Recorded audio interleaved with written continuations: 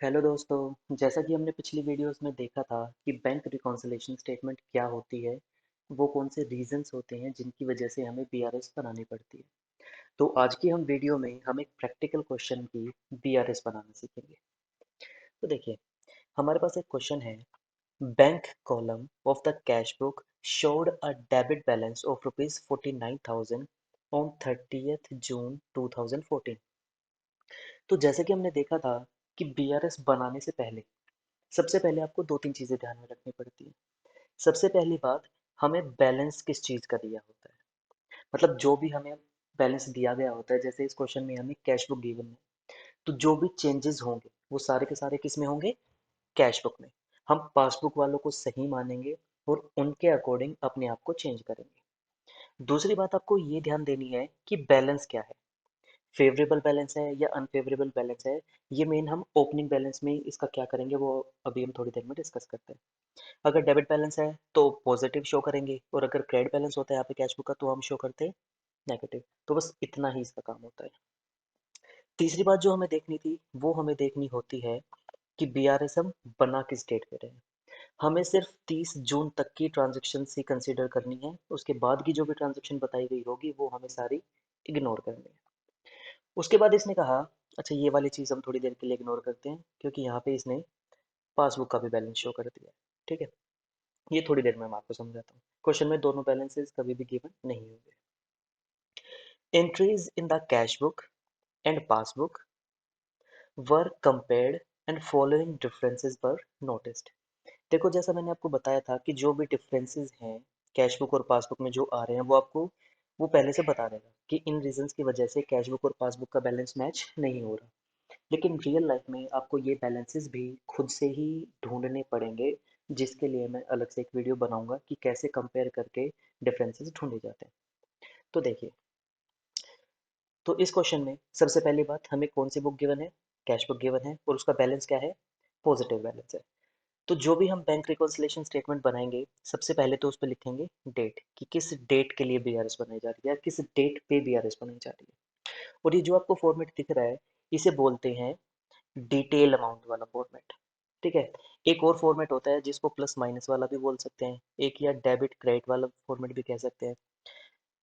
अगर आपको बेसिक इसकी ट्रांजेक्शन कौन सी प्लस होती है कौन सी माइनस ये आपको समझ में आ गया, तो आप किसी भी फॉर्मेट के हिसाब से क्वेश्चन सॉल्व कर सकते हो। मैं डिटेल और अमाउंट वाला फॉर्मेट प्रेफर करता हूँ क्योंकि जैसा कि हमने देखा था थ्योरी में, हमारे पास चार मेथड होते हैं टोटल। लेकिन अगर आप डिटेल अमाउंट वाला फॉर्मेट लेके चलोगे तो इसी फॉर्मेट में चारों मेथड इजीली किए जा सकते हैं। आपको अलग से चीज़ें याद रखने की ज़रूरत नहीं पड़ेगी। तो देखिए, सबसे पहला जो इसने चीज़ बताई है कि कैश बुक का जो भी बैंक बैलेंस है वो हमारा कितना है, 49,000। तो सबसे पहले तो हम वो शो करेंगे balance as per cash book, और जो कि डेबिट बैलेंस है आप फेवरेबल बैलेंस भी लिख सकते हो। इसको हम डायरेक्टली दिखा देते हैं 49,000 बाहर। उसके बाद जो चीज़ें प्लस होंगी उसके लिए हम ऊपर स्पेस छोड़ देते हैं, और जो चीज़ें होंगी माइनस उसको नीचे स्पेस छोड़ देते हैं। मतलब सारी चीज़ें इकट्ठी हम शो करेंगे। ठीक है, उसके बाद ट्रांजेक्शन है cheques of Shyam 9,000 and of Mohan 15,000। मतलब टोटल 24,000 के चेक हमने डिपॉजिट किए, were not collected up to 30th June 2014। तो जैसा कि आपने देखा कि हमारे पास ये दो चेक हैं यहाँ पे, कितने, 24,000 के। ये हमने बैंक में डिपॉजिट कराए हैं, तो किसे पता होगा, तो हमारी कैश बुक वालों को। तो कैश बुक वाले इस ट्रांजेक्शन को प्लस शो कर चुके होंगे, लेकिन पासबुक वालों को अभी इसके बारे में कुछ भी नहीं पता। तो ठीक करने के लिए, क्योंकि हमारे पास यहाँ पे कैश बुक ही है, तो क्योंकि हम उसे बढ़ा चुके हैं तो हमें पासबुक के अकॉर्डिंग उसको वापस माइनस करके शो करना पड़ेगा। तो 24,000 हम क्या करेंगे, माइनस कर देंगे यहाँ पे। तो देखिए, checks deposited but not yet cleared, Shyam का और मोहन का 9,000 15,000, टोटल हम 24,000 माइनस करके दिखा देंगे लेस वाले कॉलम में। उसके बाद ट्रांजेक्शन है Ramesh a debtor deposited a cheque of rupees 8,000 directly into the bank. मतलब 8,000 रुपये कैश बुक और पासबुक, किसको पता होगा, पासबुक वालों को, उन्होंने प्लस करके शो कर दिया होगा। तो क्योंकि मैं कैश बुक लेके चल रहा हूँ तो मैं भी अपने आप को क्या करूंगा, बढ़ा के दिखा दूंगा, मतलब प्लस करके दिखा देंगे। Cheques sorry, cheque directly deposited by Ramesh, 8,000 हम प्लस करके शो कर देंगे। तीसरी ट्रांजैक्शन है हमारी, bank allowed an interest of 500, मतलब बैंक वालों ने हमें इंटरेस्ट दिया है, तो हमारी पासबुक इंक्रीज हो गई होगी, कैश बुक और पासबुक। तो हमारी पासबुक क्या हो गई, इंक्रीज, और मैं कौन सी बुक लेके चल रहा हूँ, कैश बुक, तो उसे भी हम क्या करेंगे, इंक्रीज कर देंगे। ऐड करेंगे interest allowed by bank 500 rupees. उसके बाद अगली ट्रांजेक्शन है, check for rupees 10,000 issued to Radhe Shyam was not presented for payment.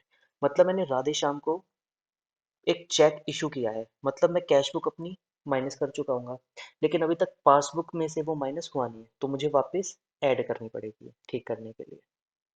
तो इसको हम शो कर देंगे, check issued but not presented for payment 10,000।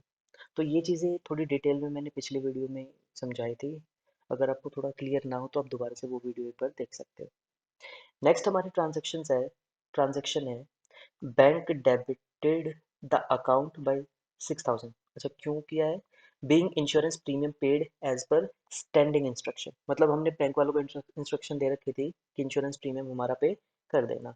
तो कैश बुक और पासबुक, क्योंकि पासबुक हमारी डिक्रीज हो चुकी है, हमारे पास कौन सी बुक है, कैश बुक, तो हम कैश बुक को भी क्या करेंगे, डिक्रीज करके दिखा देंगे। और अगर हमारे पास पासबुक होती तो मैं इसको वापस बढ़ा के दिखा देता, लेकिन क्योंकि हमारे पास यहाँ पे कैश बुक है तो हम क्या करेंगे, माइनस करेंगे इसको। ये हो चुका हमारा insurance premium paid by bank 6,000 rupees. उसके बाद है, bank debited the account bye 100 being bank charges. Same उसी तरीके से हमारे पास एक कैश बुक है, एक है पासबुक। अब बैंक चार्जेस है तो किसको पता है, पासबुक वालों को, तो पासबुक वालों ने माइनस कर दिया, तो मैं भी क्या करूं, माइनस करके उसे दिखा दूंगा। तो यहाँ पे हम शो करेंगे बैंक चार्जेस डेबिटेड 100 रुपीज। अब सारी की सारी ट्रांजेक्शन में शो कर चुका हूँ। तो पहले तो जितनी भी हमारी ये टोटल प्लस हो रखी हैं, ये मैं दिखा दूंगा बाहर, 18,500, फिर ये टोटल प्लस करके दिखाएंगे 67,500, फिर सारी जितनी भी माइनस वाली अमाउंट थी 30,100, वो हम यहाँ पे शो करेंगे। अब हम कौन सी बुक लेके चल रहे थे, कैश बुक, तो बैलेंस हमारा जो आएगा वो आएगा बैलेंस एज पर पासबुक। ठीक है। अच्छा, ये 37,400, अब आपको ये क्वेश्चन में ऊपर दिखाता हूँ मैं एक बार। यहाँ पे लिखा था, बैंक स्टेटमेंट और passbook showed credit balance of 37,500। मतलब उसने दोनों बता दिए थे कि कैश बुक ये शो कर रहा है और पासबुक शो कर रहा है ये। मतलब अगर हम कैश बुक लेके चलते तो हमारा आंसर आना चाहिए था ये, और अगर बाई चांस हम क्वेश्चन स्टार्ट करते पासबुक लेके तो हमारा आंसर आता ये। अब अगर बाई चांस पासबुक होती है हमारे पास तो सारी की सारी ट्रांजेक्शन में फ़र्क ये पड़ता, ये जो 37,400 है ये हमारा बन जाता बैलेंस एज पर पासबुक, मतलब ये ऊपर शो करते हैं।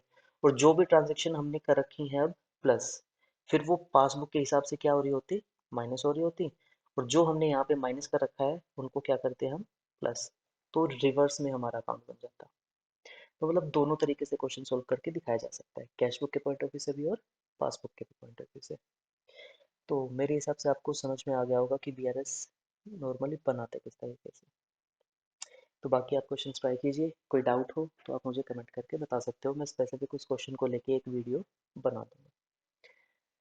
तो बीआरएस चैप्टर में मेन इतना है, तो नेक्स्ट वीडियो में मिलते हैं जहाँ पे मैं आपको कैश बुक और पासबुक को कंपेयर करके डिफरेंसेस ढूंढना सिखाऊंगा।